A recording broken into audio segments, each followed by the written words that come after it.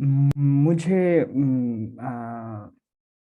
याद नहीं आप लोगों को कितना याद है, लेकिन अपन जितना सोशल में देख चुके हैं उसको थोड़ा सा रिवाइज करें तो अपन ने लोगों की पेटियां देखी हैं, बांधों के बारे में चर्चा करी है, एचवीजे पाइपलाइन उसके बारे में देखा है।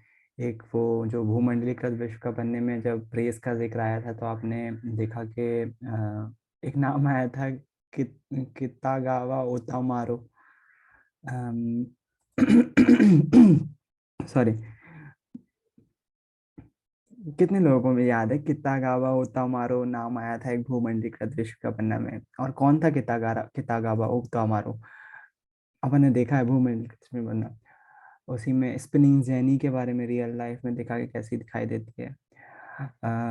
आपने देखा कि जो एक और इंस्ट्रूमेंट था स्पिनिंग जेनी, और वो एक प्रेस जो क्या नाम था उस प्रेस का जो आपने प्रेस देखी थी पुराने ज़माने की, जो स्टार्टिंग की प्रिंटिंग प्रेस थी, किसने बनाई थी? उसका नाम भी उसी के नाम पर था। कितने को याद है? प्रिंटिंग प्रेस देखी थी ना आपने सोशल में? कितने को याद है वो प्रिंटिंग प्रेस किसके नाम पर थी? Gutenberg printing press. Hmm, Gutenberg printing press. तो वो देखा था। किताकाबा ओतामारू उसी भी जिक्र आया था कि एक डिज़ाइनर था जापान का। उसी में एक जिक्र आया था टोक्यो को क्या बोलते थे, किसी को मालूम है टोक्यो का पुराना नाम क्या था? ऑनलाइन क्लास में देखा है।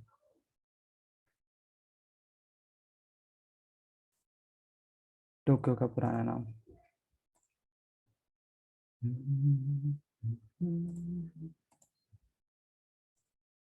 यकीनन मुझे मालूम है कि ऑब्जेक्टिव नहीं आना उस चैप्टर से या फिर, लेकिन फिर भी जो अपन क्लास में बात कर रहे हैं वो अगर मेमोरी वाइज याद रह जाए तो बहुत अच्छी बात है।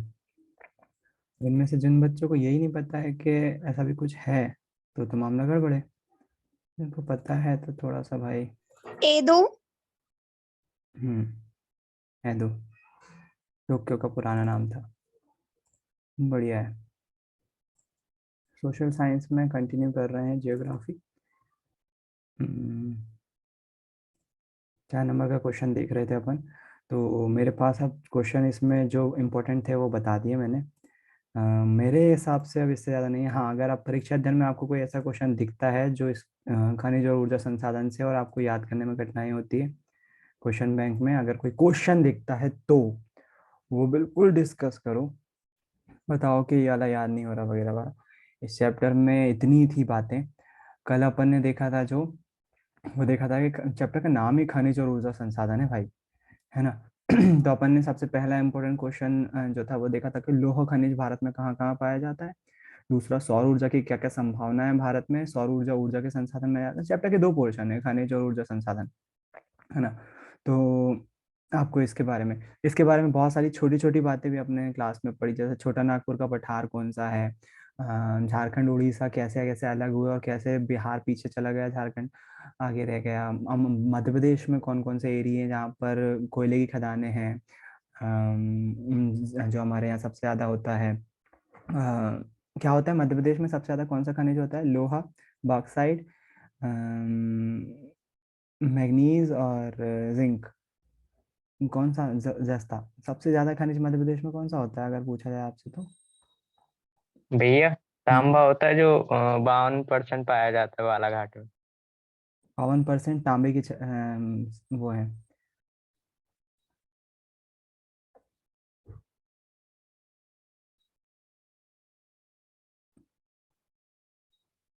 नहीं, इसमें याद।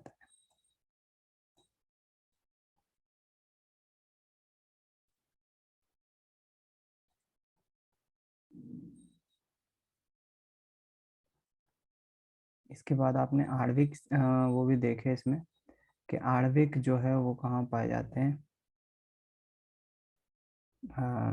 आणविक संयंत्र भारत में कहाँ कहाँ है वो देखे। और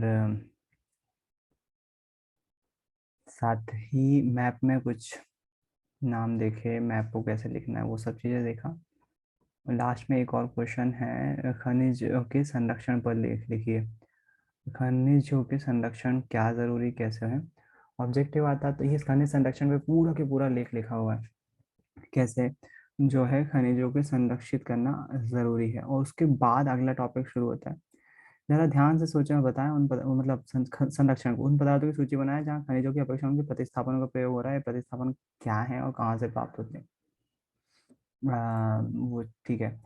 ऊर्जा संसाधन में आएगा आपका कोयला, पेट्रोलियम। तो पेट्रोलियम मध्य भारत में कहाँ कहाँ है? एचवीजे पाइपलाइन, गैस पाइपलाइन है क्योंकि ऊर्जा से रिलेटेड है तो ये बनाने को भी आ सकती है।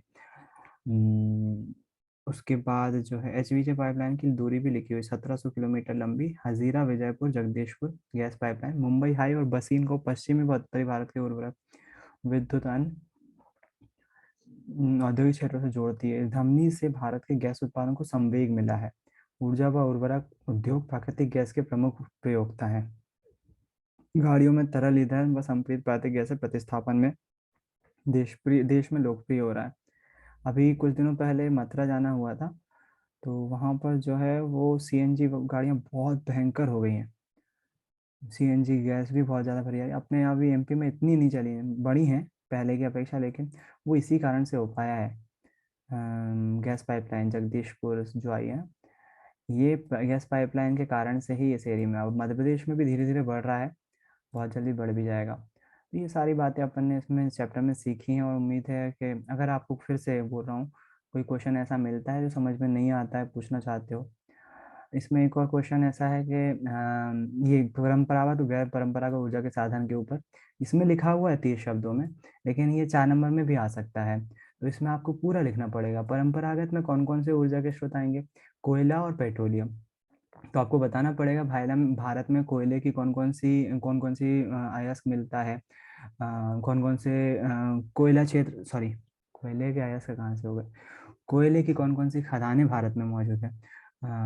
लोहे की अलग थी, वो लोहे की है, चार आपने याद करिए। कोयले की खदानें अलग हैं, है ना, तो उनके बारे में लिखना पड़ेगा। और कौन कौन सा प्रकार कोयले का पाया जाता है।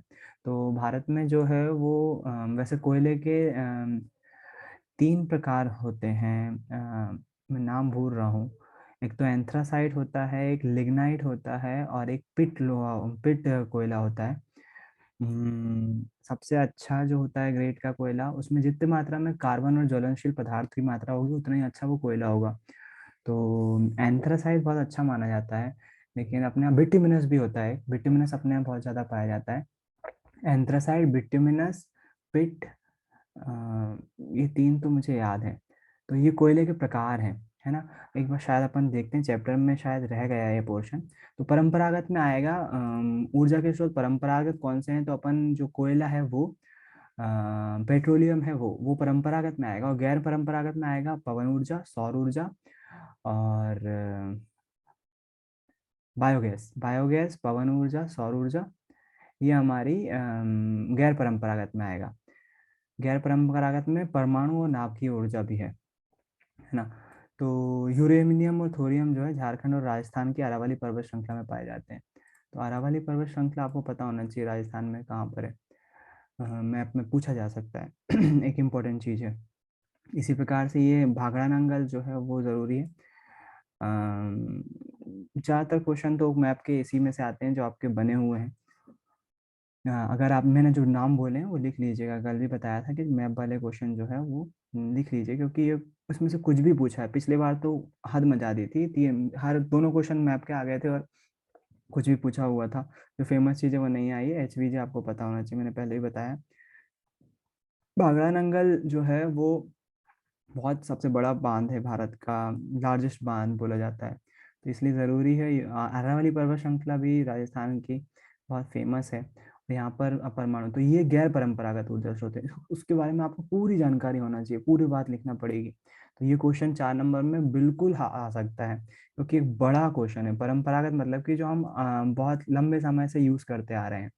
तो वो कोयला होगा, पेट्रोलियम होगा, वो परंपरागत में। गैर परंपरागत में होगा नाभिकीय ऊर्जा, दूसरा सौर ऊर्जा, पवन ऊर्जा। ये हमारे जो है वो गैर परंपरागत होंगे। मतलब अब इसकी तरफ बढ़ रहे हैं अब। तो ये पता होना चाहिए। क्वेश्चन ये भी है जो बनता है, आपको थोड़ा बहुत पता होना चाहिए। अध्ययन में जहाँ तक है मिल जाएगा, अगर नहीं मिलेगा तो बताइएगा। क्वेश्चन लिख लीजिए, ज़रूरी है वो। गैर परंपरागत तो परंपरागत ऊर्जा स्रोतों के बारे में पता होना चाहिए। मैंने जितना हो सके बता दिया। एक बार मैं ब्लूप्रिंट खोल लूँ और उसके बाद देख लूँ कि अगला चैप्टर कौन सा है इसमें जो करने लायक है, कितने नंबर का है।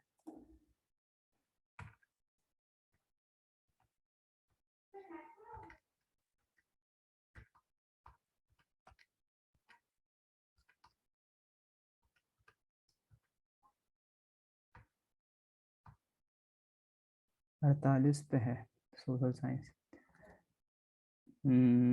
खनिज और ऊर्जा संसाधन 4 नंबर का हो गया है, ऑब्जेक्टिव से नहीं थे बिल्कुल भी।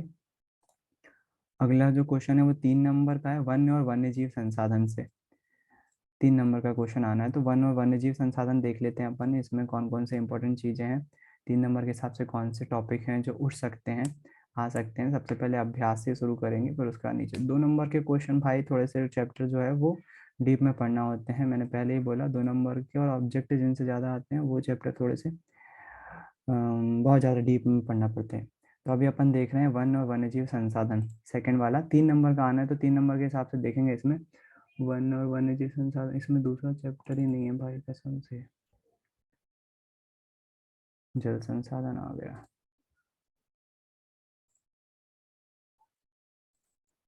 वन और वन मैंने, ऐसा कैसे हो सकता है? दूसरा ही चैप्टर गायब है, बस बाकी सब है। समकालीन भारत कहाँ से आ गया इसमें? मैंने गलत तो नहीं पढ़ ली? नहीं, ज्योग्राफी है।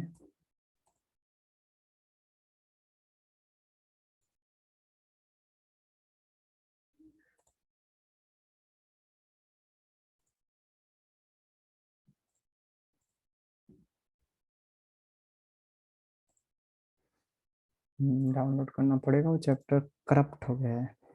NCERT books.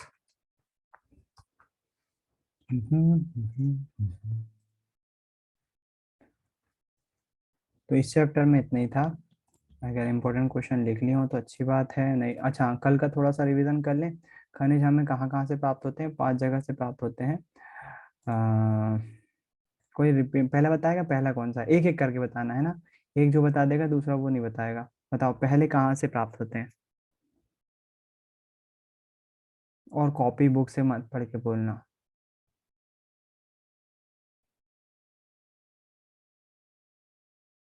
आग्नेय चट्टानों से, आग्नेय और कायांतरित चट्टानों से।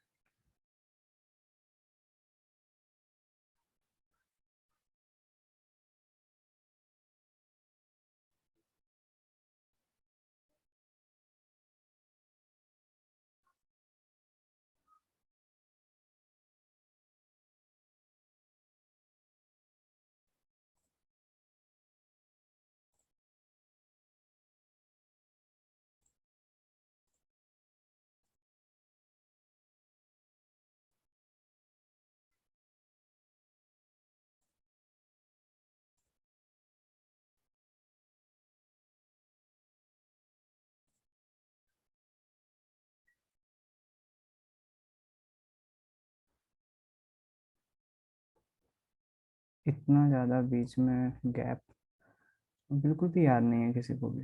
अरे जल संसाधन क्यों खोल रहा है यार ये? मैंने सेकंड चैप्टर, कौन सा चैप्टर है ये? सेकंड है ना? मैं थर्ड डाउन कर लिया।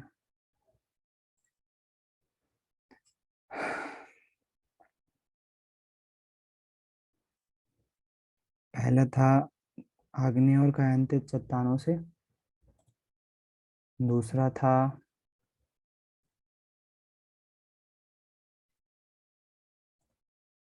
अवसादी चट्टानों से, उदाहरण है चूना पत्थर, नमक, जो रॉक सॉल्ट होता है वो, पोटाश। तीसरा था धरातलीय चट्टानों के अपरदन से, उदाहरण बॉक्साइट, प्लेसर निक्षेप से, सोना चांदी, और महासागरीय खनिज जैसे कि साधारण नमक। अगर याद नहीं है तो थोड़ा सा रिवाइज तो करना बनता है। अगला चैप्टर है वन और वन्यजीव संसाधन, 3 नंबर का आना है। एक बार देख लेते हैं कुछ हटा तो नहीं है। समकालीन समकालीन भारत 2 संसाधन और विकास से हटा है केवल। अध्याय 2 वन्यजीव से। भारत में वनस्पति जात, पेज नंबर 16, 17, 18, 19, 20, 20 नहीं हटा, 20 क्यों छोड़ दिया, 16, 17, 18, 19, 21, ये हट गया है, कम किया गया पाठ्यक्रम है ना। 16, 17, 18, 19, 21, 16, 17, 18, 19, 21, ये कौन सा है, पेज नंबर नहीं लिखा हुआ है, तो कैसे पता चलेगा ये हट गया है।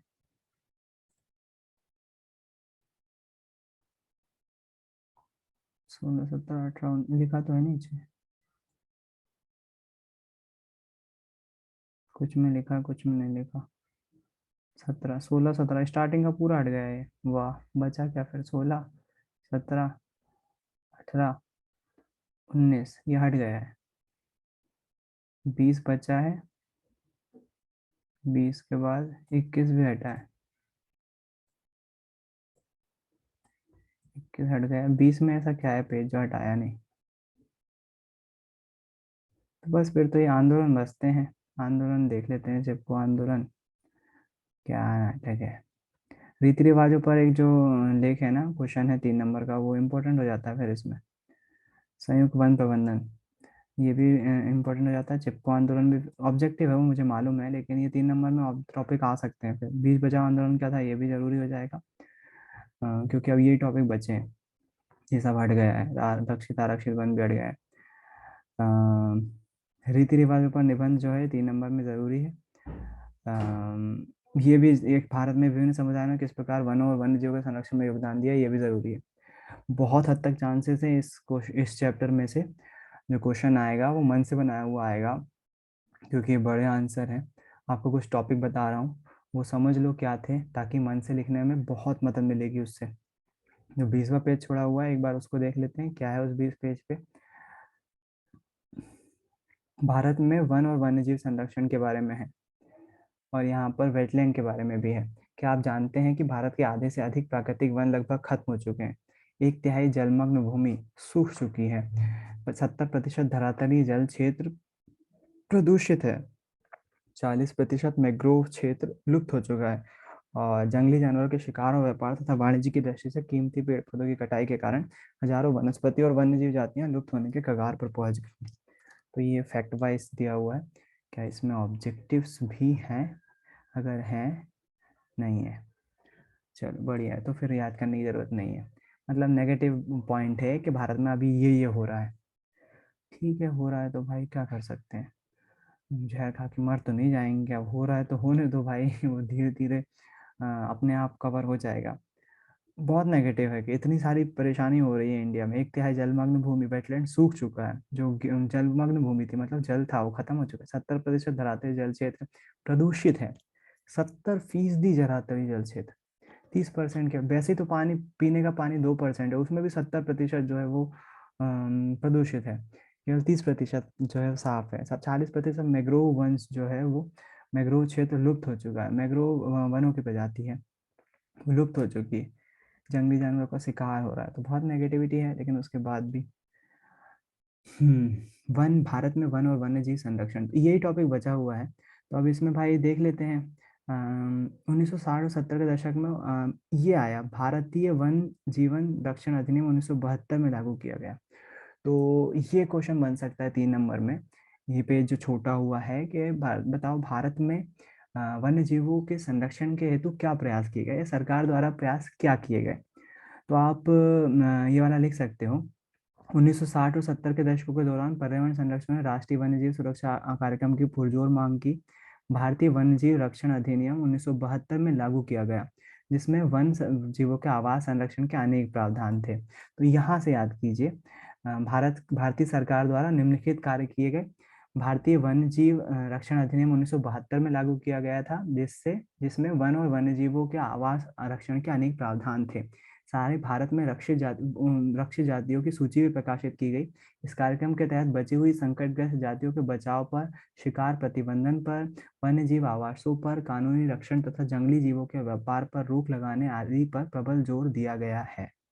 भारत सरकार ने क्या किया, एक अधिनियम ला दिया, एक कानून बना दिया, भारतीय वन्य जीवन रक्षण अधिनियम 1972, जिसमें जो है वो जीवों के रक्षण के लिए वन्य वन्य मतलब जो वन होते हैं वो जीवों के रक्षण के लिए कई प्रावधान थे, उनके आवास की रक्षा के लिए कई प्रावधान थे। इसमें क्या हुआ, भारत में जितनी भी रक्षित जातियां थी उनकी सूची प्रकाशित की गई कि भाई ये वाले जानवर जो है वो कम हो रहे हैं, इनका शिकार ना किया जाए, इनको बचाया जाए, इनको संवर्धन किया जाए। अगर आप करते हो इनका शिकार तो आपको कानूनी सजा हो सकती है ज़्यादा। इस कार्यक्रम के तहत बची हुई संकटग्रस्त जातियों के बचाव पर, शिकार प्रतिबंधन पर, वन्यजीव आवासों पर कानूनी रक्षण। वन्यजीव आवासों का कानूनी रक्षण मतलब कि जहाँ जानवर रहते हैं वहाँ घर न बनाए जाए, इंसान न जाए, उसको रक्षित कर दिया जाए, तथा जंगली जीवों के व्यापार पर रोक लगाने आदि पर प्रबल जोर दिया गया है। तत्पश्चात केंद्र सरकार व कई राज्य सरकारों ने राष्ट्रीय उद्यान और वन्य जीव पशु विहार स्थापित किए, जिसके बारे में आप पढ़ चुके हैं। तो केंद्र सरकार ने भी और राज्य सरकार ने भी इस पहले तो एक अधिनियम जारी किया, जिसके तहत वन और वन्य जीवों को जो है वो रक्षित किया गया, उनके आवासों को सुरक्षित किया गया, उनके शिकार पर रोक लगाई, संकटग्रस्त जातियों की सूची जारी करी, ये सब करा। और इसके बाद जो है सेंचुरी बनाई, सेंचुरीज स्थापित करी, जिनको हम राष्ट्रीय उद्यान बोलते हैं, राष्ट्रीय उद्यान या वन्य जीव पशु विहार, ये स्थापित करे। और इस पे जो है राज्य सरकार और केंद्र सरकार दोनों ने ही कड़े कानून बनाए कि वहां पर आप लोग बाग नहीं जा सकते, मतलब जा सकते हैं देखने के लिए जानवरों को, लेकिन रह नहीं सकते, कोई पेड़ वगैरह नहीं काट सकते, वहां से कोई व्यापार नहीं कर सकते, बहुत सारे कड़े कानून उन सेंचुरीज के लिए बनाए। तो केंद्र सरकार और राज्य सरकारों ने राष्ट्रीय उद्यान, तो मतलब सरकार ने ये काम की। केंद्र सरकार ने कई परियोजनाओं की भी घोषणा की, जिसका उद्देश्य गंभीर खतरे में पड़े कुछ विशेष वन प्राणियों को रक्षण प्रदान करना था। इन प्राणियों में बाघ, एक सींग वाला गेंडा, कश्मीरी हिरण तथा हंगुल। अब बोलोगे हंगुल क्या होता है, मेरे को भी नहीं मालूम, देखते हैं अभी ऑनलाइन क्लास का मजा लेते हैं। 3 प्रकार के मगरमच्छ, स्वच्छ जल मगरमच्छ, लवणीय जल मगरमच्छ और घड़ियाल। तो ये मगरमच्छ 3 प्रकार, स्वच्छ जल मगरमच्छ मतलब जो साफ पानी, पीने के पानी में रहते हैं, लवणीय जल मगरमच्छ जो समुद्र के पानी में रह सकते हैं, और घड़ियाल तो आप समझते हो। मगरमच्छ और घड़ियाल में अंतर क्या है, मगरमच्छ की हाइट थोड़े से मोटे होते हैं, चोंच थोड़ी सी सक्रिय होती है, घड़ियाल की चोंच लंबी होती है और लंबे होते हैं घड़ियाल। तो घड़ियाल, इन तीनों को जो है वो संरक्षण प्रदान करना था। ये एक सींग वाला गेंडा और ये हिरन, तो हिरन तो सभी जानते हो। हिरन और बारहसिंगा में अंतर पता है आपको? हिरन के जो है वो सींग नहीं होते, ये बारहसिंगा है एक्चुअली में, हिरन की प्रजाति होती है बारहसिंगा। तो उसकी हिरन जो है जैसे अपनी बकरी होती है ना, वैसे कान होते हैं। बारहसिंगा के सींग होते हैं, सो वो जड़ जैसे फैले रहते हैं। उम्मीद है आपको पता होगा। एशियाई शेर और अन्य प्राणी शामिल, इसके अतिरिक्त कुछ समय पहले भारतीय हाथी, काला हिरण, चिंकारा, भारतीय गोंडावन, बस्टार्ड और हिम तेंदुए आदि को शिकार व्यापार पर संपूर्ण अथवा आंशिक प्रतिबंध लगाकर कानूनी रक्षण दिया गया है। तो ये आ सकता है आपको, है ना। अब ये वाला भी इससे जुड़ा हुआ है कि बाघ परियोजना क्या है, तो ये भी सरकार का ही जो है वो संरक्षित करने का है। प्रोजेक्ट टाइगर विश्व की बेहतरीन वन प्रजातियों में। तो यार ये क्वेश्चन आपको लिख लेना चाहिए। एक ही पेज छोड़ा है, मुझे नहीं मालूम कि हो सकता है दे दें इसमें से क्वेश्चन कि भारतीय सरकार ने कौन कौन से प्रयास किए हैं। मेरे ख्याल से क्वेश्चन आपको मिल भी जाएगा, अगर ना मिले तो बताइएगा, अपन कल इसको डिस्कस करेंगे, डिस्कस तो कर ही रहे हैं ऑलरेडी। याद करने की कोशिश करेंगे इसको कि भारत सरकार ने क्या क्या काम किए हैं। तो ये तो सबसे पहले 1972 में, मतलब ये काम हो गया। एक बार इसको देख लेते हैं, हंगुल कैसे दिखाई देता है, HNGUL, hangul, HNGUL, hangul animal. अच्छा, ये तो वही सिंपल हिरन जैसे दिखा, हिरन की प्रजाति है, Kashmiri Stag, hangul. What is project hangul? Know about Kashmir Stag, तो ये कश्मीर में पाया जाने वाला हिरन है। दिखने में तो अच्छा दिख रहा है, बारहसिंगा जैसे तो दिख रहा है। बारहसिंगा को क्या बोलते हैं फिर? कश्मीर में पाया जाता है हंगुल। हंगुल के बाद एक और जानवर क्या था? बस्टार्ड।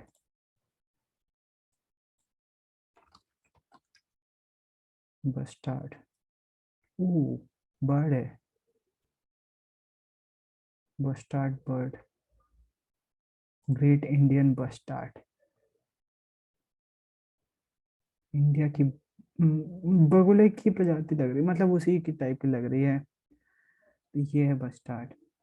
इनके संरक्षण के लिए जो है भारत सरकार ने प्रोजेक्ट लगा के रखे हैं, अपने प्रोजेक्ट बना के रखे हैं। तो भारत सरकार ने क्या क्या काम कर लिया जीवों के संरक्षण के लिए। 60-70 में पर्यावरण द्वारा जीव संरक्षण के कानून की मांग की गई थी। 72 में सरकार ने भारतीय वन्य जीव रक्षण अधिनियम लागू किया, जिसमें जो है उन्होंने कई सारे जो लुप्त प्रजाति जो हो रही थी जीवों की उनकी सूची प्रकाशित करी। इसके बाद इनके शिकार पर रोक लगाई, इनके लिए जो है एरिया सुरक्षित किए गए, आवास जो है उनके सुरक्षित किए गए। इसके बाद जो है केंद्र और राज्य सरकारों ने कई जो अभ्यारण्य थे वो बनाए, वो क्या बोलते हैं, राष्ट्रीय उद्यान बनाए और वन्य पशु विहार जो है वो बनाए। ये सारी चीजें केंद्र सरकार ने करी, राज्य सरकारों ने भी करी।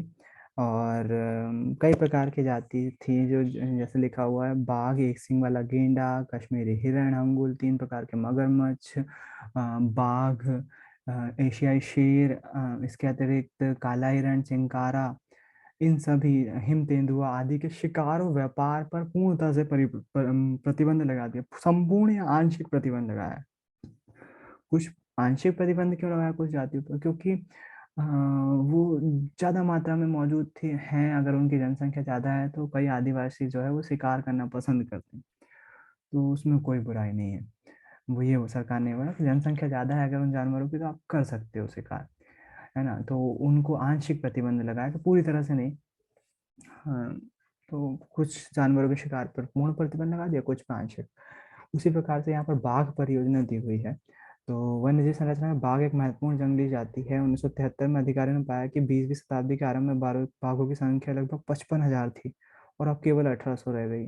बाघों को मारकर उनका व्यापार, चोरी करना, आवासीय स्थलों को करना, तो ये बहुत कॉमन है। बाघों की खाल आपने देखी होगी, कई लोग जो है वो अपने शान शौकत में घर में लटका के रखते हैं, तो वो कॉमन हो गया था मारने के लिए उनको। तो उसके लिए जो है क्योंकि भारत और नेपाल दुनिया की 2/3 बाघों का आवास उपलब्ध करवाते हैं, अतः ये देश ही शिकार, चोरी और गैरकानूनी व्यापार करने वाले कुछ मुख्य निशाने पर है। प्रोजेक्ट टाइगर विश्व की बेहतरीन वन्य जीव परियोजनाओं में से एक है।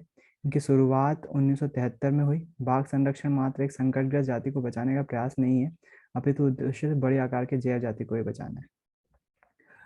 मध्य प्रदेश में बांधवगढ़ राष्ट्रीय उद्यान, राजस्थान में सरिस्का वन्यजीव पशु विहार, असम में मानस बाघ रिजर्व और केरल में पेरियार बाघ रिजर्व भारत में बाघ संरक्षण परियोजनाओं के उदाहरण है। मैंने बताया था आपको कुछ याद रखने के लिए, तो ये उत्तराखंड में जिम कॉर्बेट राष्ट्रीय उद्यान, पश्चिम बंगाल में सुंदरबन राष्ट्रीय उद्यान, ये सब जो है ये याद कर लीजिएगा, ज़रूरी है, इम्पोर्टेंट है। मध्य प्रदेश का बांधवगढ़ आया हुआ है। और ये सारी जो है वो हो गई अपनी क्या बोलते हैं, सरकार द्वारा किए गए प्रयास। तो वो एक पेज जो छूटा हुआ था, घड़ियाल ये हैं, ऐसे बड़े बड़े होते हैं, चोंच लंबी होती है इनकी, ये घड़ियाल है, घड़ियाल ऑन द ब्रिंक, ये घड़ियाल हैं सारे। Bird that's blamed on dirty Yamuna, Yamuna में के कारण से बर्ड्स मर रही हैं, सब मर रहे हैं। फिर उसके बाद अगला पोर्शन जो इम्पोर्टेंट है यही बचा हुआ है, इसी में से आ सकता है, तो बोल सकते हैं बीज बचाओ आंदोलन क्या था, चिपको आंदोलन क्या था। तो ये भाई साहब आपको पता होना चाहिए। कम्युनिटी मतलब इस पूरे पेज का जो मेन मकसद निकल रहा है ना, पूरा जो निचोड़ है वो ये है कि भारतीय जो कम्युनिटियां हैं, मतलब लोग हैं, उन्होंने जीवों के संरक्षण के लिए क्या किया है। तो इसमें सबसे पहले आता है राजस्थान का एक डाक सेंचुरी जो है उसके बारे में जिक्र आता है। पूरे के पूरा का निचोड़ बता रहा हूँ, अब इम्पोर्टेंट पार्ट है ये वाला, है ना, क्योंकि ये हटा नहीं है, आखिरी का यही पार्ट बचा हुआ है। और उन्होंने सोच समझ कर बचाया है कि बच्चों को पता होना चाहिए कि केवल सरकार ही नहीं कर रही है वन्य जीवों को बचाने का काम, कई जो है वो लोग भी हैं, समाज भी है जो बचाने का काम कर रहे हैं। तो सबसे पहले जिक्र आता है राजस्थान के अलवर जिले में 5 गांवों के लोगों ने 1200 हेक्टेयर वन भूमि को भैरवदेव डाक सेंचुरी सेंचुरी घोषित कर दिया। सेंचुरी नहीं होना चाहिए, सेंचुरी घोषित कर दिया। सेंचुरी मतलब उन्होंने खुद से वहां पर भाई उतना एरिया को 1200 हेक्टेयर भूमि को बोल दिया कि भाई ये सेंचुरी है। और सेंचुरी सेंचुरी को क्या बोलते हैं, सेंचुरी जो है वहां पर सरकार सेंचुरी घोषित करती है और वहां पर जो है वो व्यापारिक काम से पेड़ों का यूज नहीं होता, घर नहीं बना सकते आप, वगैरह वगैरह कानून लग जाते हैं। तो लोगों ने खुद वो सेंचुरी घोषित कर दी, बड़ी बात थी।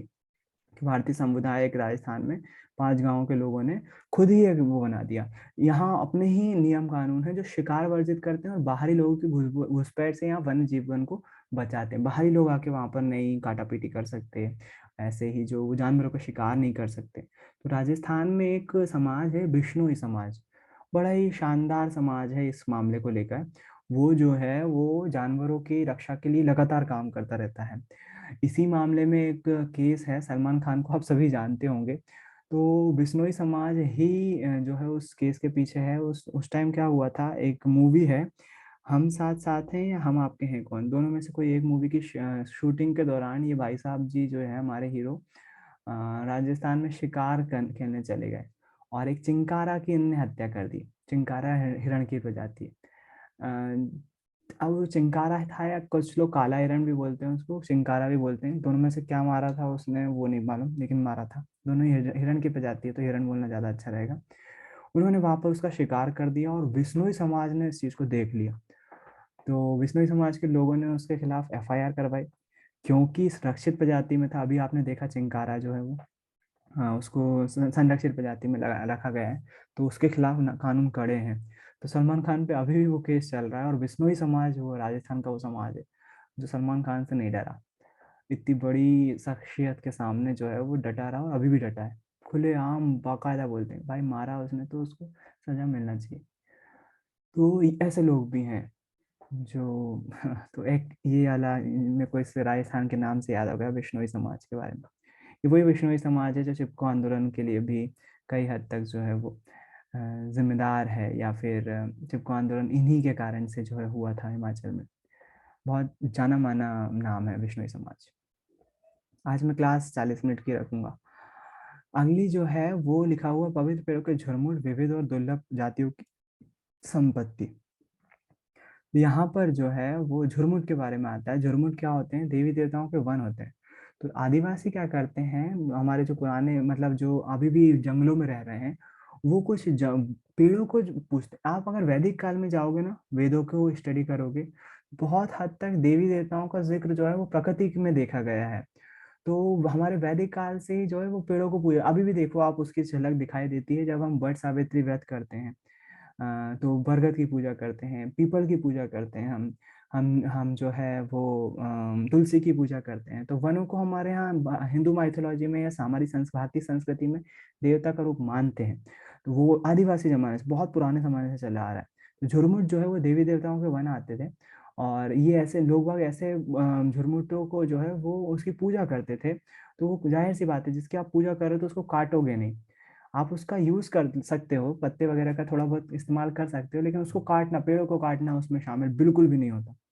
तो ये चीज है। यहीं पर जो है कुछ समाज तो कुछ विशेष पेड़ों की पूजा करते हैं और आदिकाल से उनका संरक्षण करते आ रहे हैं। छोटा नागपुर क्षेत्र में मुंडा और संथाल जनजातियां महुआ और कदम के पेड़ों की पूजा करते हैं। तो आपने कदम का पेड़ जाना होगा। एक कृष्ण के उसमें जो लाइन लिखी गई वो भी, उसमें भी जिक्र आता है कदम के पेड़ का। तो कदम का पेड़ मुझे नहीं मालूम आप में से कितने लोग परिचित हैं। महुआ से बहुत सारे परिचित होंगे। महुए से जो है वो शराब बनाई जाती है। और जो बच्चों को नहीं पता है, अगर आपके यहाँ मम्मा हल षष्ठी का व्रत रखती हैं, जिसमें हल षष्ठी के में जो है वो दोना लिया जाता है, उसमें फुली ली जाती है और महुआ उसमें जो है वो रखा जाता है, तो उसकी पूजा होती है। तो महुआ वो जो है उसके पेड़ों का जो है, ये मुंडा और संथाल जातियाँ जो है वो इसकी पूजा करती हैं। ओडिशा और बिहार की जनजातियां शादी के समय दौरान इमली और आम के पेड़ों की पूजा करती हैं। तो अपने आप ही जामुन के पत्ते मंडप पे डाले जाते हैं, आपने देखा होगा। हम में से बहुत से व्यक्ति पीपल और वट वृक्ष को पवित्र मानते हैं। तो ये है वो उसका आंसर कि भारतीय समाज। राजस्थान में विश्नोई समाज के आसपास आप काले हिरण, चिंकारा, नीलगाय और मोरों के झुंड देख सकते हैं। ये वहाँ के समुदाय का अभिन्न हिस्सा है और कोई उनको नुकसान नहीं पहुंचाता। तो विश्नोई समाज जो है वो मैंने अभी आपको बताया कि कैसे जो है वो जानवरों की रक्षा करता है। बहुत ज़्यादा सेंसिटिव है इस मामले में, बिल्कुल नहीं मानता किसी की। उसके बाद एक जिक्र आता है बीज बचाओ आंदोलन और चिपको आंदोलन का। तो इसको थोड़ा सा आज अपन शॉर्ट रखते हैं, 4 मिनट बाकी हैं।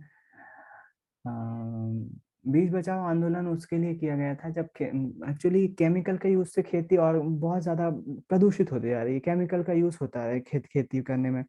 तो वहाँ के लोगों ने सोचा टिहरी उत्तराखंड में है। उस जमाने में उत्तर प्रदेश में था। आप बोलोगे कि आपने तो उत्तराखंड बोला था पेपर या कॉपी में, उत्तर प्रदेश लिखा है। तो टिहरी पहले पुराना उत्तर प्रदेश जो था, पुराना राज्य था, और उसके टुकड़े होकर उत्तराखंड बन गया। तो अब वो टिहरी पहले उत्तर प्रदेश में था, अब उत्तराखंड में चला गया है। तो बीज बचाओ आंदोलन किसानों के द्वारा शुरू किया गया था, और वो इसलिए ताकि लोग बाग ऑर्गेनिक खेती शुरू करें। ऑर्गेनिक मतलब कार्बनिक खेती, कार्बनिक मतलब रसायनों का उपयोग ना करें खाद के रूप में, जिससे बीज जो है वो बचे रहें, उनकी शुद्धता बची रहे, और हम केमिकल ना खाएं। इसलिए बीज बचाओ आंदोलन शुरू किया गया था। चिपको आंदोलन से आप बहुत अच्छे से परिचित हो। पेड़ों को काटने से बचाने के लिए लोग बाग से पेड़ों से चिपक गए थे। वो बोला था पेड़ नहीं काटोगे आप, हमारी जान ले लो, फिर उसके बाद पेड़ काट लेना। तो बहुत बड़ा आंदोलन हो गया था, उससे आप परिचित हो पहले से ही। यहाँ पर एक और इम्पोर्टेंट टर्म आ जाती है, संयुक्त वन प्रबंधन कार्यक्रम क्या था और कहाँ से शुरुआत होती है इसकी। तो भारत में संयुक्त वन प्रबंधन कार्यक्रम जो है वो झारखंड में शुरुआत होती है, उड़ीसा में, सॉरी, उड़ीसा 1988 में उड़ीसा राज्य से शुरुआत होती है। सबसे पहला संयुक्त वन प्रबंधन कार्यक्रम वहीं पर लाया गया था। क्या था ये कार्यक्रम? इस कार्यक्रम के तहत संयुक्त वन प्रबंधन समितियों का गठन किया गया, संस्थाएं बनाई जाती हैं जिसमें ग्रामीण और वन विभाग के अधिकारी संयुक्त रूप से काम करते हैं। और ये क्या काम करते हैं? ये जो है वो जो संरक्षण, जिस एरिया को संरक्षित किया गया है वहां पर जो है वो उनका जीवों का, वन्य जीव प्राणियों का, पेड़ों का भी जो है वो संरक्षण करते हैं। इनके बदले समुदाय मध्य स्तरीय लाभ जैसे गैर इमारती लकड़ी उत्पादों का हकदार होते हैं, और सफल संरक्षण से प्राप्त इमारती लकड़ी से लाभधारक की भागीदारी होती है।